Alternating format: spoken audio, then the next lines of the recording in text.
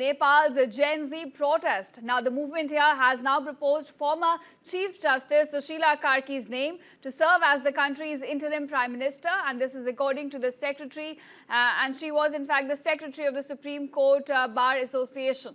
Now, this sway decision comes nearly after a 4-hour virtual meeting where participants agreed that no youth with ties to any political party should take part in the leadership discussions. However, protesters did reach Nepal Army's headquarters, rejecting Sushila Karki's name as the Prime Minister.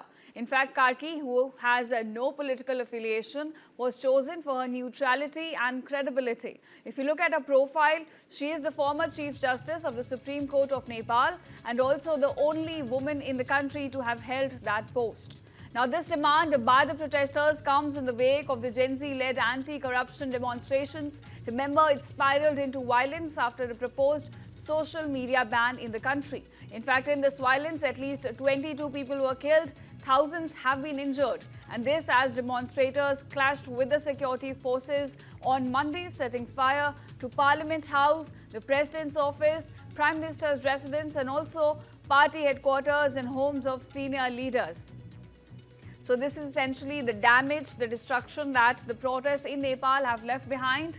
And now, of course, there is some debate going on within the young protesters as to who is going to fill the political vacuum in Nepal, who is going to take forward the country, and of course, who is going to be the head of the interim government. One name has come out, Sushila Karki. Her name was proposed by the young protesters, but now there is a debate going on as to whether or not they will proceed with this name.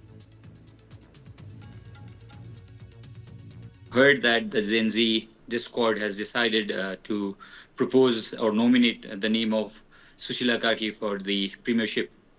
But till yesterday, Gen Z had all our support, not the violence that was there, the vandalism that was imminent.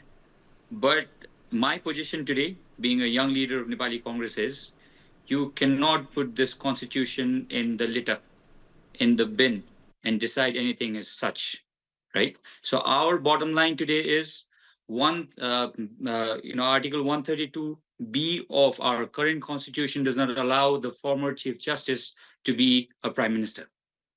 And in any case, if the constitution is scrapped, what is the alternative? Nobody has an answer to that, right? And what is the legitimacy of this agreement between the protesters and the Nepal Army?